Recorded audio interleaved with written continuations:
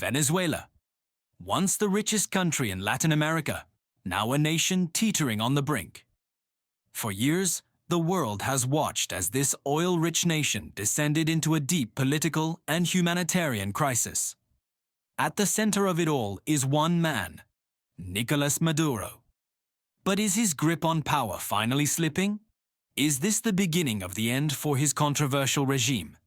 Today, we're diving deep into the turmoil shaking Venezuela, exploring how Maduro's leadership is crumbling and what the future might hold for its 30 million people. To understand how Venezuela got here, we have to go back to Hugo Chavez. Chavez, a charismatic but divisive leader, came to power in 1999. He launched what he called the Bolivarian Revolution, a socialist movement funded by Venezuela's massive oil wealth.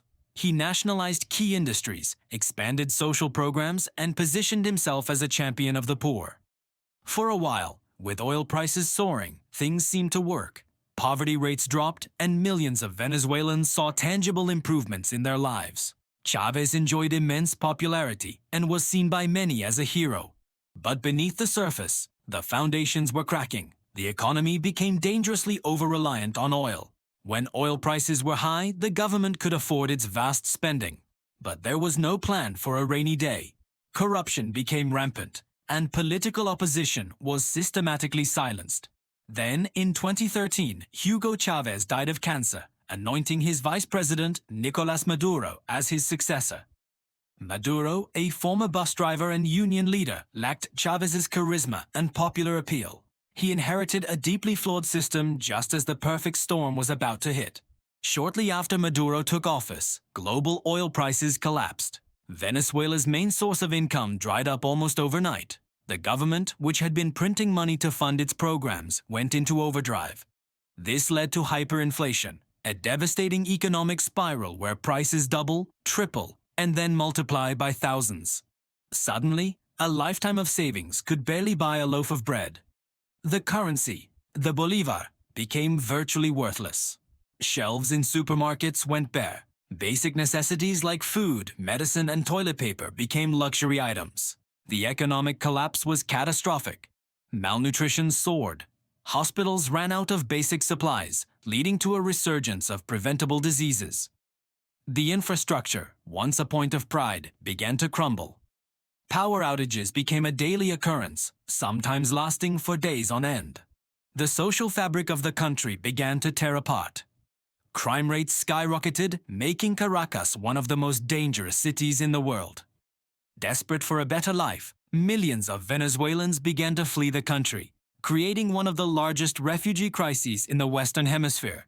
Facing this unprecedented disaster, how did Maduro react? Instead of implementing economic reforms, he doubled down on his predecessors' policies and tightened his grip on power. He blamed the crisis on an economic war waged by the United States and other foreign enemies. He accused his political opponents of being traitors and puppets of imperialism. This narrative, while effective among his core supporters, did little to solve the country's real problems. The situation only grew worse. The political opposition, seeing an opportunity, united against him. In the 2015 parliamentary elections, the opposition coalition won a supermajority in the National Assembly, the country's Congress. It was a massive blow to Maduro and his United Socialist Party. For the first time in over a decade, an independent branch of government stood ready to challenge the executive. It seemed like a turning point was at hand, but Maduro was not going to give up power that easily. What followed was a masterclass in political maneuvering and power consolidation. Maduro's government used the Supreme Court, which was packed with loyalists, to systematically strip the National Assembly of its powers. Every law passed by the opposition-led legislature was nullified. Then, in 2017, Maduro took an even more drastic step.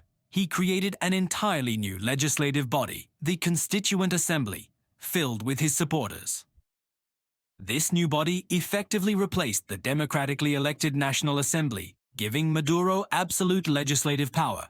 It was a move widely condemned internationally as a self-coup. Protests erupted across the country. Millions of Venezuelans took to the streets, demanding Maduro's resignation and new elections. The government's response was brutal. Security forces and pro-government militias known as colectivos met the protesters with tear gas, rubber bullets, and sometimes live ammunition. Thousands were arrested and hundreds were killed. The world watched in horror as images of the violent crackdown flooded the news. This is where the international community became a major player. The United States, the European Union, and many Latin American countries refused to recognize the legitimacy of Maduro's government, especially after the 2018 presidential election, which was boycotted by the opposition and widely seen as fraudulent. They imposed crippling sanctions on Maduro's regime and key officials, hoping to pressure him into stepping down. In January 2019, the crisis reached a new peak. He argued that since Maduro's re-election was illegitimate, the presidency was vacant, and as head of the last democratically elected institution, it was his duty to step in. It was a bold and risky move. Dozens of countries, including the United States and most of Europe, quickly recognized Guaidó as the legitimate leader of Venezuela. It seemed like Maduro's days were numbered.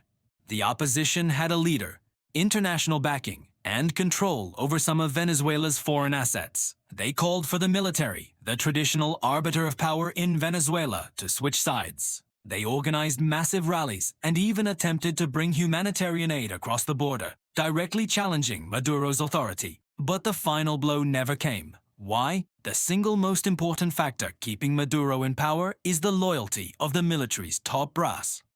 Over the years, Chavez and Maduro have skillfully woven the military into the fabric of the state. High-ranking officers have been given control over key industries, from food distribution to oil production. They have a vested financial and personal interest in the regime's survival. A change in government would threaten their power, their wealth, and could even lead to prosecution for corruption and human rights abuses. So, while there have been some low-level defections, the military leadership has remained steadfastly behind Maduro. Furthermore, Maduro isn't alone on the world stage. He has powerful allies in Russia, China, and Cuba. These countries have provided him with financial lifelines, military equipment, and political support. For Russia and China, Venezuela is a strategic foothold in America's backyard and a source of oil. For Cuba, Venezuela's subsidized oil is essential for its own survival. This international backing has helped Maduro withstand the immense pressure from the West. The opposition, once a symbol of hope, has also faced its own struggles. After the initial excitement of 2019, momentum began to fade. The failure to oust Maduro led to frustration and infighting within the opposition coalition. Juan Guaidó's influence has waned, and the unified front they once presented has fractured. Meanwhile, years of hardship have left many Venezuelans exhausted and demoralized, more focused on day-to-day survival than political activism. So, where does that leave Venezuela today? The country is in a state of suspended animation. Maduro remains in power, but he presides over a ruined economy and a deeply divided society. The opposition is weakened, but not defeated. The international community is still divided. Life for the average Venezuelan remains a daily struggle for survival. The hyperinflation has eased slightly due to a de facto dollarization of the economy, but deep-seated poverty and inequality persist. The humanitarian crisis is ongoing, with millions still in need of aid. The fight for Venezuela's future is at a stalemate. Maduro's regime is crumbling, but it hasn't collapsed. It survives on a combination of military loyalty, international support from key allies, and the suppression of dissent. The political, economic, and social crises are all intertwined, creating a complex knot that is incredibly difficult to untangle. What could break the deadlock? Some analysts point to the possibility of a negotiated transition where factions of the government and the opposition agree to a power-sharing arrangement and new elections. Others believe that change will only come from within the military. If a critical mass of officers decides that the cost of supporting Maduro is too high, and still, others fear a prolonged period of decay where Venezuela becomes a failed state, a source of instability for the entire region. One thing is certain, the path forward for Venezuela will be long and difficult. Rebuilding the country's shattered economy, healing its social divisions, and restoring its democratic institutions will be the work of a generation. The story of Venezuela is a tragic tale of squandered potential, a cautionary lesson on the dangers of populism, economic mismanagement, and the erosion of democratic norms. But it's also a story of incredible resilience. The Venezuelan people have endured unimaginable hardship, yet their hope for a better future has not been extinguished. The fight for Venezuela's future is far from over, and the world is still watching, waiting for the final chapter to be written.